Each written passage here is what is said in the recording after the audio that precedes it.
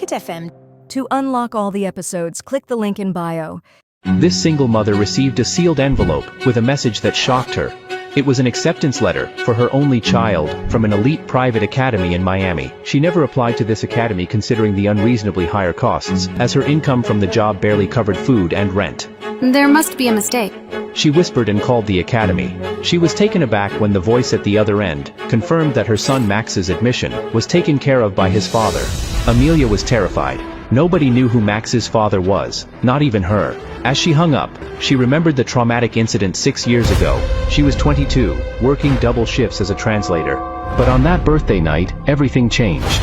She was drugged by someone and left alone in a hotel room with a man whose face she could barely remember.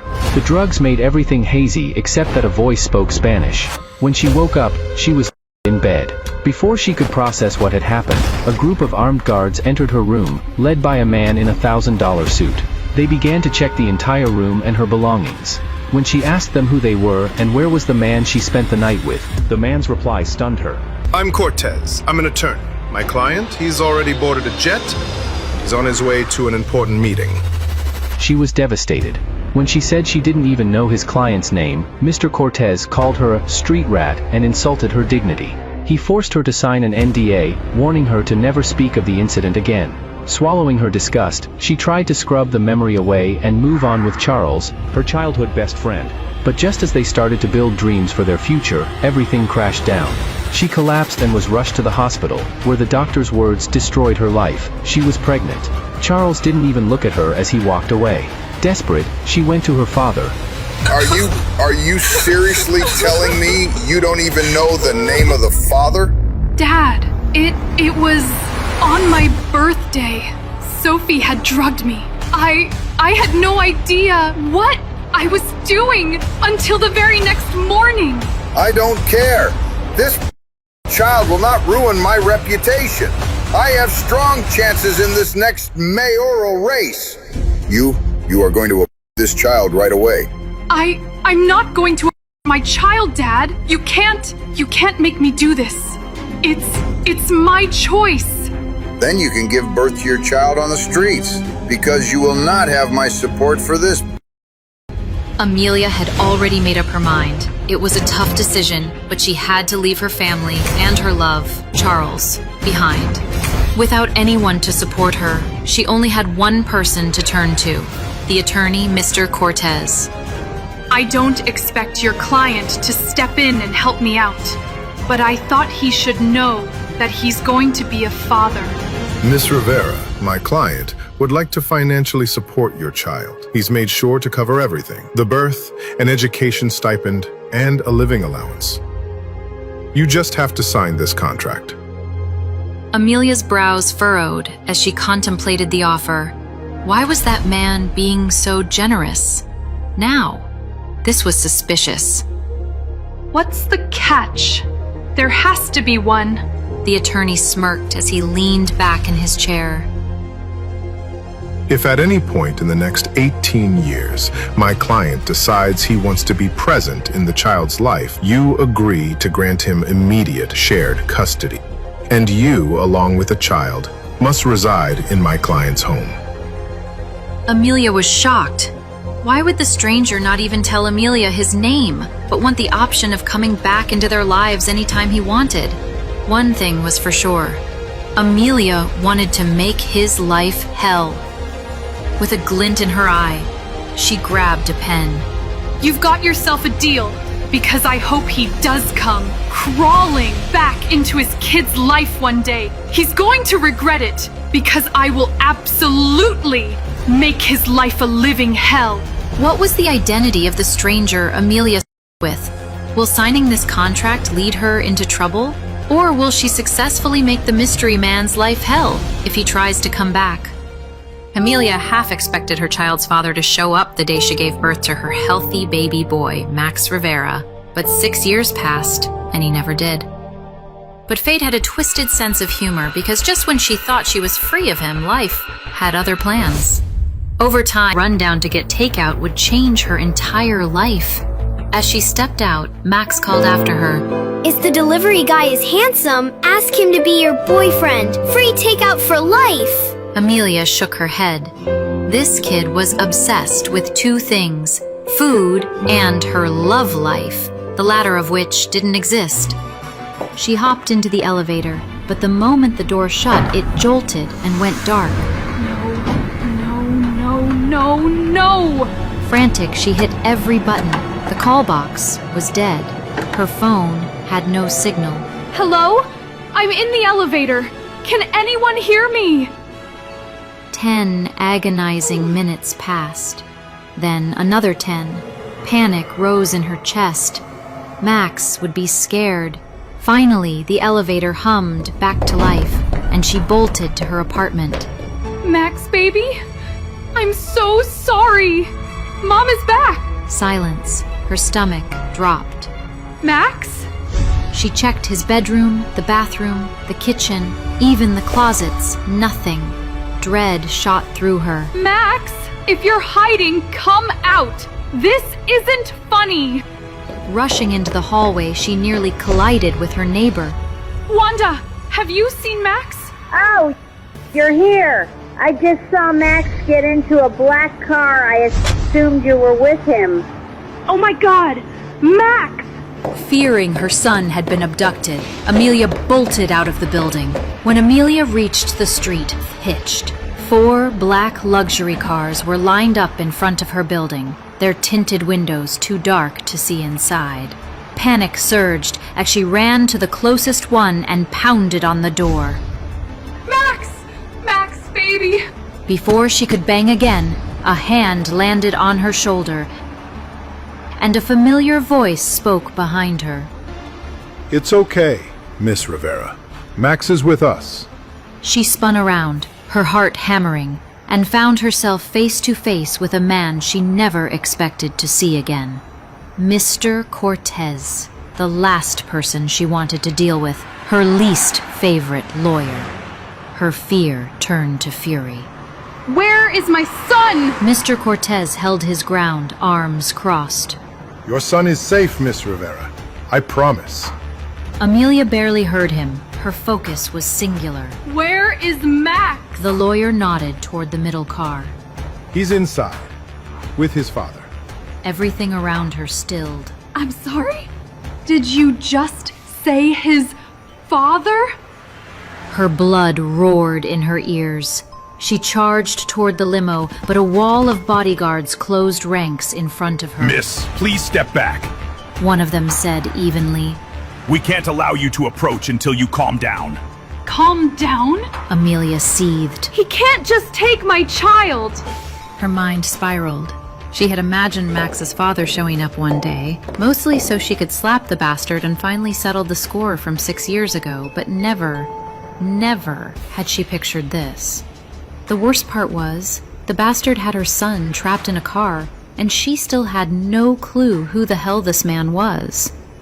Little did she know his true identity would be something beyond her wildest dreams. A man with Spanish features sat in the back of a limousine, staring at Max Rivera, who glared back in defiance. Dressed sharply in a navy suit, the man furrowed his brow and turned to his assistant, Victor. What's wrong with the kid? Victor hesitated. He bit the guard who carried him. The man smirked. Good. Serves him right for not following my instructions. I told you to invite the boy and his mother, not abduct them. Max interrupted. Then let me go back to my mom. She'll be mad if I'm not in the apartment when she comes back. And you don't want to see my mom mad, mister. Javier softened his tone. Listen, Max. No one here means you harm. I'm afraid we got off to a bad start. I am Javier, and this is Victor, my assistant. You'll be reunited with your mother soon. Javier glanced at Victor, then asked, What can you tell me about your father? Max shrugged. Oh, my dad? He's dead. Javier's face darkened. Then he cleared his throat. What if I told you I'm your father? Max studied him. So, are you a ghost? An exasperated sigh left Javier's mouth. No, not a ghost. Wouldn't you like to have a father who's alive? How about you come and spend some time with me? My house has a pool, a basketball court, and there's even a horse stable. Do you like horses? Max looked at his so-called father, intrigued. Does your TV get CNN? Victor interrupted with a chuckle. Sorry, I think the boy meant CN, the Cartoon Network. Max flatly corrected him. No, CNN. Cable news. Impressed, Javier lifted a brow. Smart boy. I have over a dozen TVs, all equipped with more than 50 international news channels. Max sat back, dropping his guard. Your house does sound cool, but my mom would be sad if I went somewhere cool without her. Can she come too? Before Javier could answer, a member of his staff popped into the car. Sir, there's a situation. The VP has requested an emergency video call. Javier grunted in disappointment. Very well. I'll take the town car back to the office and leave this one here. He turned to Max with an apologetic grin. I'm sorry I have to run, but I look forward to spending more time with you, Max. An unknown emotion flickered in Javier's eyes. Something bittersweet, but hopeful. Goodbye. Meanwhile, as Javier hopped into a town car that sped away, Amelia was ushered into the limo and reunited with her son. Max, thank God you're okay. I'm so sorry, sweetie. The elevator got stuck again, and when I got back... She was relieved to see him unharmed. Max took her hand. Mom, it's okay. I'm all right. Victor, still perched in a corner of the limo, spoke up. Ms. Rivera, on behalf of my boss and myself, we apologize for the misunderstanding. We didn't mean to cause any distress. Amelia shot him a glare. Is your boss crazy? Where is he? She was furious that the man had managed to slip away before she could confront him. Ms. Rivera, unfortunately, my boss had to attend to an urgent matter, but he's invited you and Max to join him for dinner tonight. His driver can take you both to his estate now if you'll allow it. Victor offered a nervous smile, unsure if she would agree to see Javier. With a sharp glint in her eyes, Amelia replied, I will absolutely join your boss for dinner. Tell him I can't wait. She needed answers, and she'd make it clear that no one was taking her son without a fight. Max leaned in and whispered in her ear, Mom, the man that was here before, he said he's my dad. Amelia's heart tightened. This was not the conversation she expected. It's a complicated story. The short answer is yes, he is. But I'll explain later, okay? Max nodded, clearly processing the information. Amelia cursed the man silently for revealing their son's paternity so carelessly. The limo drove toward Javier's home, and when they crossed a bridge leading to a private island estate, Amelia's jaw dropped. Max's father lives here. She had guessed the man was wealthy, but she hadn't expected private island rich. The car pulled up to a grand Spanish-style villa, surrounded by palm trees and lush greenery. Max's eyes widened. Whoa, is this a house or a hotel? A member of the staff led Amelia down a long corridor to a lavish suite. Please make yourself comfortable here, Miss Rivera. The attendant said politely. You can wait here until you're called for dinner. Amelia nodded absent-mindedly. At 800, Mr. Grant arrived to fetch Amelia for dinner while Max was asleep. The butler led Amelia to the formal dining room, softly lit with candlelight. Just as she took a glass of wine to calm her nerves, a maid informed her that Javier would join her shortly. Of course he makes me wait again. Footsteps echoed outside the dining room, making her heart race. The door swung open, and there, standing in the doorway, was a tall, striking figure with a commanding presence. Amelia's breath hitched when he stepped into view. It is you. Amelia stood frozen, her heart racing as she took in Javier's face, sculpted, suave, and now even more alluring. It irked her that someone so vile could look this good. While she fought a flood of emotions that swelled inside, Javier's piercing dark eyes took in all of her and were struck by the sight. Her soft olive skin and chestnut hair were radiant in the glow of the candlelight. She was just as pretty as the night they met. Javier took a step closer. Hello, Amelia. His voice, smooth and familiar, hit her like a wave. She fought to suppress the flood of emotions. Tell me, how have you been? His question was maddening. 6 years of resentment, and now he was asking how she'd been. Without thinking, Amelia's hand shot up and struck him across the face. The sound of the slap echoed through the room. Javier's eyes darkened. Before she could react, bodyguards pinned her to the wall. Javier's head of security turned to him. Your Royal Highness, are you okay? Javier growled, annoyed. I'm fine. She's fine. Leave us. But Your Highness, any potential threat to the crown must. Growing impatient, Javier cut the man off. I said, leave us. The guards retreated, and Amelia, still furious, demanded, Who the hell are you? Why did that man refer to you as Your Highness? Javier licked a small cut on his lip and smirked. I am Javier Calderon, the Crown Prince of Spain. You expect me to believe you're a prince? Stop playing games with me. Amelia stepped toward Javier, but he raised a warning hand. Don't. The first slap was free. Hit me again, and I'll take it as flirting. No one had ever dared strike the prince. Always surrounded by sycophants, he found Amelia's defiance both shocking and fascinating. Get over yourself, she snapped. Tell me who you really are.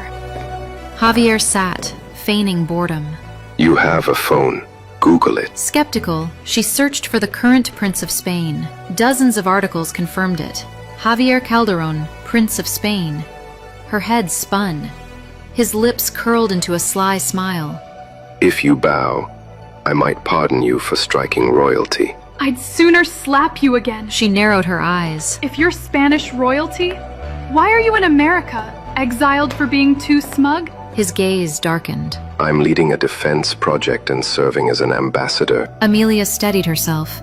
Okay, Prince Calderon, what do you want? Why show up now? He straightened. Quite simply, I want my son. He should live with me. Amelia shot up, lioness instincts flaring.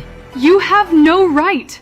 You abandoned him, and now you want to waltz in and wreck his life again? Javier stepped closer, voice grave. I didn't abandon him. Until last week, I didn't know Max existed. He held her gaze. We are both victims of a conspiracy. Amelia searched his face. That doesn't make sense. You pay child support every month. Someone does, but not me. But I met with your lawyer. Javier chuckled darkly. Cortez was following another master's orders. I was never told you were pregnant. I never agreed to that contract. Silence hung between them. Amelia wanted to dismiss his words, but doubt crept in. Staring at the floor, she asked, voice quiet. If you had known 6 years ago. Javier exhaled. I was in a different place back then, but I'd like to believe I'd have done what I'm doing now. Amelia's stomach clenched. Is my son safe? Who would go to all this trouble? It's all over, and Max is safe now. Javier knew exactly who was behind it, but kept it to himself. As dinner was served, Amelia processed the night's revelations. After another glass of wine, she finally spoke. Crown Prince Calderon. Just Javier, please. She straightened. Javier, if this conspiracy is real, it's unfortunate we got tangled in it. But Max is all I have. You have everything. Just look at this place. I won't let you take him from me. Javier leaned back. Technically, both you and Max are contractually obligated to move in with me. But I'm reasonable. I won't force you. Max, however, will be moving in. Amelia shot up.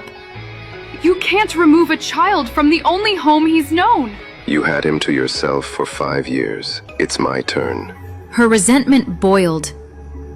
Maybe lost time is your karma for seducing a girl on her birthday and ditching her the next morning. Javier's jaw clenched. He didn't respond. She pressed on. You can't just call the shots because you're a prince. Kids adapt. His life will be better here.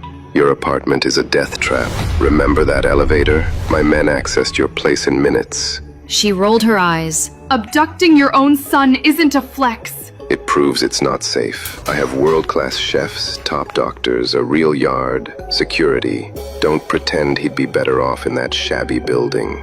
She hated his arrogance, but his resources were undeniable. Still, she couldn't trust him completely. I know you can give Max the best, and he deserves that, but I can't send him to live with a stranger unsupervised.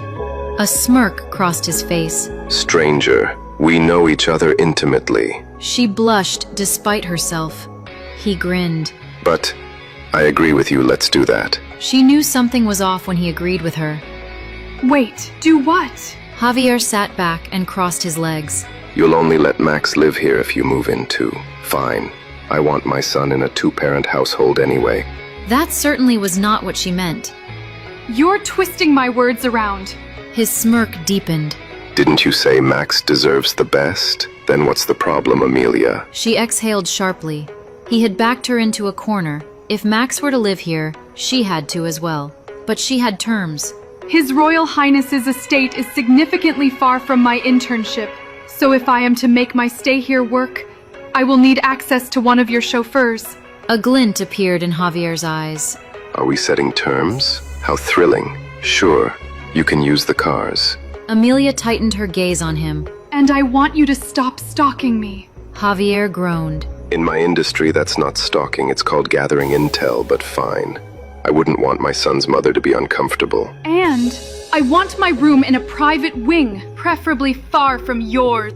Javier tilted his head, amused. You know, the contract requires you to share my bed. I think that's one term I'd like to enforce. Amelia's fury ignited. I'd rather die than share your bed. I'm not some harem girl you can handcuff to your headboard. Javier smirked. Who said anything about handcuffs? Such a dirty mind. Her patience snapped. He had twisted her words all night, forcing her into this arrangement. And now he thought he could negotiate her into his bed?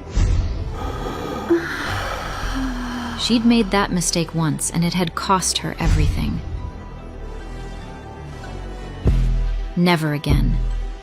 She raised her hand, ready to slap him, then noticed the smug grin on his face. Relax, he said, flashing perfect teeth. The girl I remember could take a joke. Her stomach clenched. That girl had to raise a child alone after being abandoned by her family thanks to you. Try enduring 6 years of that and see if your humor stays intact. She turned on her heel and stormed for the door. Amelia, wait. She paused, barely restraining her frustration. For Max's safety, my identity as his father must be kept secret. I have enemies. If word gets out, he could become a target. No one can know. Not your family, not your friends. Amelia's heart clenched. It hurt to think Max would have to hide the truth, but his safety came first. You don't have to explain. I understand. Javier nodded. Good night, Amelia. It was good to see you again. She shot him a disinterested look and walked out. Javier watched her go, a slow smile forming. The only woman who had dared to strike him was now living under his roof. He had a lot to make up for. He only hoped she'd let him.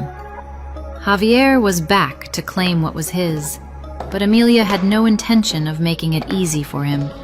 A week passed since Amelia and Max moved into Javier's estate, but it still felt surreal. Days ago, she had to choose between groceries at the supermarket, putting back her own shampoo to afford Max's. Now she was in a villa with a staff catering to her needs. She dreaded running into Javier. To her relief, he had been away all week on business. She entered her bedroom and sat at her desk in the annex office, trying to catch up on work. Balancing the move and her internship as a translator with Miami's Council of Foreign Affairs had been tough. The next day, Amelia's office buzzed with tension. The High Commissioner of Foreign Affairs was meeting Mexico's Prime Minister, and even as an intern, Amelia couldn't afford mistakes. When the sleek cars arrived, she straightened, exchanging a glance with her best friend, Faith. As the Prime Minister stepped out with his entourage, a familiar face caught her eye. Her breath hitched. Charles Dawson, the man she had once loved and left behind.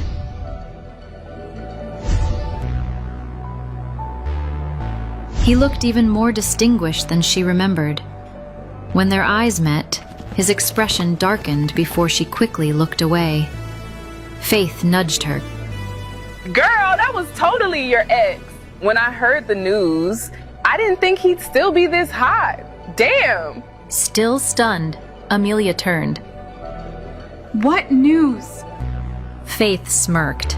Charles just moved back from the East Coast. You two are going to see a lot of each other. Amelia's heart pounded. She wasn't sure if fate was being cruel or giving her a second chance. Either way, she wasn't ready for it. I still can't believe your dreamy ex is here. Now that you know he's back, what are you going to do about it? Amelia barely heard Faith, lost in thought as she absent-mindedly poked at her key lime pie. Hand in front of her. Hello? Earth to Amelia? Amelia blinked. Sorry, what? Faith leaned in. You've been a total space cadet today. Oh my God, are you seeing someone? Spill. Who is he? Amelia rolled her eyes. There is no he. If I was, you'd be the first to know. Faith smirked. Do you still have feelings for Charles? Amelia sighed. He's a big shot now. He nailed that UN internship. And you saw him in that suit. If he's not taken, there's a line of girls waiting. Faith narrowed her eyes. That didn't answer my question. Amelia exhaled. Even if I did, my situation has changed. He deserves someone without baggage. Faith flicked her forehead. Hey, my godson is the cutest 5-year-old ever. Any man would be lucky to be his stepdad. She stabbed her lasagna. But I'd still love to find Max's real dad and beat him to a pulp for ruining your relationship with Charles. I'd love to see that. Amelia muttered, suppressing a smile. She could only imagine Faith's reaction when she found out the man she wanted to murder was a Mediterranean prince. Faith suddenly grabbed her hand and squealed. Javier, count that on! Amelia froze. What? How do you... why did you say that? Girl, you don't know about Spain's hot young prince? Amelia's pulse raced. Did Faith know? Why are we talking about the Spanish monarchy? The prince just moved to Miami as an ambassador. Faith said, stealing a bite of pie. And he's the guest of honor at our gala tonight. Can you believe we're about to meet a real-life prince? Amelia exhaled in relief. I don't care much about monarchies. Faith grinned. But Prince Javier isn't just any royal. Have you seen his speeches? He's gorgeous, which means he'll be even hotter in person. He's more arrogant in person, too. Amelia muttered. Luckily, Faith interrupted her spiraling thoughts. What are you wearing to the gala? Amelia shrugged. Since it's a work event, I figured slacks and a blazer. Faith smacked the table. Slacks? Did you not hear me? Hot foreign royals will be there. And more importantly, so will Charles. Amelia hesitated. She had planned to fade into the background, but the thought of running into Charles made her stomach flutter. Faith pressed on. You must dress to impress, and I have the perfect outfit for you. Faith was not lying when she promised the dress would look amazing on Amelia. Amelia arrived at the gala in a stunning midnight blue gown, the neckline more revealing than she was used to. Thanks to Faith's persuasion, she wore it anyway. Standing at the sidelines, she scanned the crowd for Charles, her heart racing. For the first time in a long time, she felt confident. She wanted to be seen. A sudden buzz filled the room. "The prince is here," someone whispered. Amelia's eyes followed the swarm of paparazzi to Prince Javier Calderón. It was surreal watching the man she knew as Max's father, idolized by the masses. How did a nobody like her end up in his orbit? She thought back to the South Beach nightclub 6 years ago. Their first meeting. The instant connection. Snapping back to the present, where her eyes were yet again locked on the prince. She'd never seen him in a tux before. She hated to admit it. But he made for a dashing and debonair sight. How criminal for a man so vexing to look that good in a tux, she thought, and immediately got hit by the reality. She shook the thought away. Don't be so stupid as to romanticize him, Amelia. The man is royalty. He's light years out of your league. Just then, Faith scurried up to her side, giddy over the sight of the prince. Amelia whispered to her friend. "Stop ogling the man. We're here as professionals to work," she joked. As Javier approached, Amelia felt her body tense up, unsure what a public interaction between them should look like. Does she ignore him? Say hi? Oh no. What if he says hi to me and Faith instantly clocks the resemblance between Max and his father and figures out her secret? Amelia's fears and paranoia were instantly dispelled when the prince walked right past her without so much as glancing in her direction. While Amelia was relieved by this, Faith, on the other hand, was deflated when the romance she scripted didn't play out in reality. On that note, Faith left Amelia to report to her work post. The night was shaping up to be less eventful than Amelia had anticipated. But she had no idea. Her night was about to witness the type of drama that she never thought she'd see. Amelia took a break from her translator duties to grab a drink at the bar. When she turned around, she found herself standing face to face with the man she'd been eagerly looking for all night, Charles. The second their eyes met, both their hearts stopped. Both of them stood frozen in awkward silence. Finally, Charles broke the silence. Hey. He managed to say through his love-struck daze. Amelia smiled. Hey! Yourself! You used to be more eloquent than this. She chuckled. Yeah. If you got us in the same room, you couldn't get us to shut up until we started dating. Then our mouths were occupied with other things. She stopped herself. Sorry. I made it awkward. He shook his head. It's okay. He smiled, gazing into her eyes. You look very beautiful in that dress. Warmth spread through her body. Thank you. It's Faith's. It shows more skin than I'm used to, she said, struggling to think of a conversation. Everything she said came out dumber than it sounded in her head. She took a deep breath and tried again. You look great too. New York has been good to you. Both their minds swirled with 1,000 things they wanted to say, but couldn't. Meanwhile, across the room, someone was seething. It was Sophie, my cruel stepsister, the one who had made my life hell. What I didn't know was, she was dating Charles, and jealousy twisted in her gut like a knife. Seeing Charles and I so close, she snapped. Without thinking, she grabbed the nearest cup of hot coffee, stormed over, and dumped the hot liquid straight onto my face. I gasped, my body jerking with the impact. The crowd froze, horrified, but I gulped down the pain. I knew Sophie wanted a reaction out of me, but I couldn't give her that. With a smirk, Sophie stepped closer and whispered in my ear, "I dare you to go near my boyfriend again." I froze. More than the coffee, my insides were burning with the news. Was Charles dating my stepsister? He knew how she tormented me. People. And where is the man I spent the night with? I want to speak with... Seeing my expressions, Sophie stepped back, a smirk never leaving her face. I looked down at the soaked fabric, but before I could even say anything, a ripple of gasps moved through the crowd as Javier made his way towards us. I saw Sophie straighten her hair, and her expression turned into something sweet. "Hello, Your Royal Highness. I'm Sophie Rivera. It is an honor to..." But Javier strode past her like she was invisible and stopped right in front of me. I froze in my spot, unsure what was going on. Weren't we pretending to be strangers? But my breath hitched the moment his hand touched my chin. My eyes were stuck on his face while he inspected my burns quietly. Fetch me a doctor. She's injured. As Victor rushed off on Javier's order, Javier's sharp gaze shifted to Sophie, who shrank beneath its chill. Without a word, he turned and walked away, fuming. Sophie leaned in toward me, her voice dripping with spite. "He wasn't interested in you, Amelia. That was pity. Men like him don't look at girls like you." But I didn't flinch. "You sure it's not you who wants him to look?" Before Sophie could snap back, the medic arrived. A smirk shone on my face as I walked away with my head held high, leaving Sophie to stew in the silence of her own envy. After getting the burns treated, I changed into a simple dress that Javier had arranged for me. Observing Javier's attentiveness, My mind began to wonder if he was developing feelings for me. Could it be possible? Could this strange arrangement somehow evolve us into a real family? I tucked myself away in a corner to avoid drawing any more attention for the rest of the event.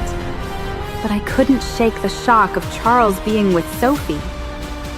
As the night progressed, I could feel Charles's gaze burning a hole in my back, but I couldn't meet his eyes. Instead, I gulped down the glasses of whatever drinks I could find.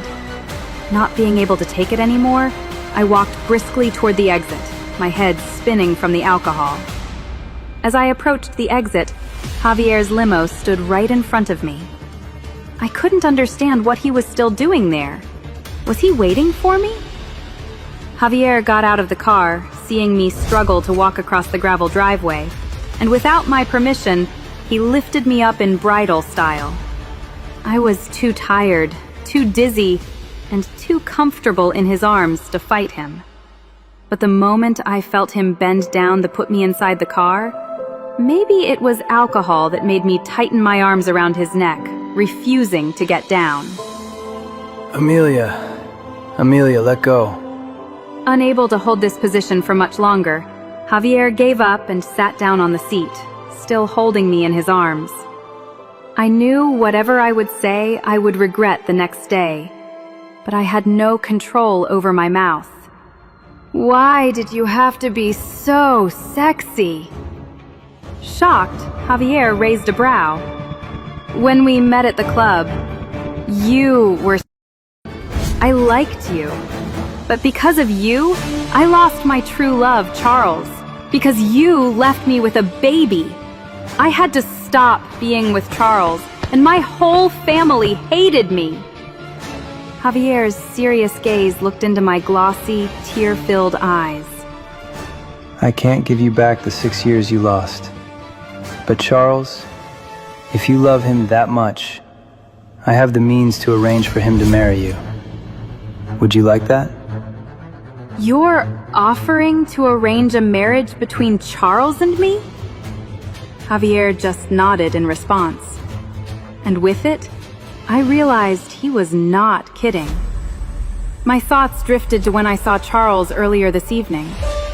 Did I really want him back? No, I don't want him to marry me. Really? Javier's tone carried skepticism. He leaned in closer as his gaze lingered on my mouth. I couldn't read what was going on in his mind. Is regret all there is when you think back on our night together? His voice was deep and unsettlingly intimate and caught me off guard. Do you remember nothing good? He softened his gaze and his thumb brushed across my cheek. The simple gesture sent a jolt of heat through my body. What was he exactly asking? What did he want to know? His words were starting to make my head hurt, and before anything, the car came to a stop. Without sparing a glance, I ran to my room, leaving Javier in the limo. I plopped onto my bed as I recalled the events from the night. The way Javier looked at me at the gala, our car ride together, our faces too close. And just like that, I found myself slowly slipping into a dangerous dream. The idea of a future with Javier, living under the same roof with the prince and our son Max, had started to feel natural. Just as hope began to flicker inside me, reality came crashing back. A royal staff member knocked on my door with a curt message asking me to remain confined to my quarters for the day. A special guest was arriving, and I couldn't be seen. Mr. Grant, who is the guest? Is that person dangerous? Mr. Grant gave an uncomfortable chuckle. No, Miss Rivera. The guest is not dangerous, but misunderstandings are. You see, the visitor is Paloma Sanz, the daughter of Spain's President of the General Council, and is likely to become the future princess. It took me a second to digest what he had said. Future princess. As in, the future Mrs. Javier Calderon. Why hadn't the possibility of Javier being engaged occurred to me? He was young, single, and a literal prince. In a daze, I retreated back to my room and took a shower to wash off all the weird vibes of that conversation with Mr. Grant. Wrapped in my towel, I plopped down on the bed, my fingers curling into the sheets. It stung because in that moment, I realized I was just a glitch in Javier's world. I was a nurse with a complicated past, and he was a prince bound by duty. Just then, I heard cars pull outside. Standing by the window, I saw Javier offer his hand to help a slender figure with a beautiful silhouette exit the vehicle. The woman had a graceful figure, and the pale yellow gown she wore accentuated her sleek silhouette. While I was lost in Paloma daze, I didn't notice the woman had spotted me. My breath hitched. To make things worse, I was still in a towel when I saw Paloma point right at me and ask Javier, "Who is that, Your Highness?" What will Javier say? That I'm staff? A visitor? Or will he tell the truth, that I'm the mother of his secret son living in his villa? But here's what terrifies me. What if Javier marries her? What happens to Max then? Does my son get a stepmother while I'm erased from this picture? Do I get kicked out while Max starts calling her mom? Or is this the king's plan? Did he send Paloma here to replace me? And what about last night in that limo, when Javier's face was so close to mine, when he asked if I remembered anything good about our night together? Was that real? Or did he already know she was coming? I felt something last night. Something I can't afford to feel. Sophie had already taken Charles from me. Now history is repeating. I'm watching another man slip away to someone better. Will I lose my son, too? What happens when Paloma learns the truth about Max, about me? And what do I do with these feelings for a man who might be choosing someone else right now? Download now to discover what happens when the future princess arrives. She's everything I'm not, and she's about to take everything I have. To find out what happens next, download the Pocket FM app in the next 30 seconds and unlock 35+ free episodes. Hurry before the offer disappears. Install the Pocket FM app and enjoy the free episodes now.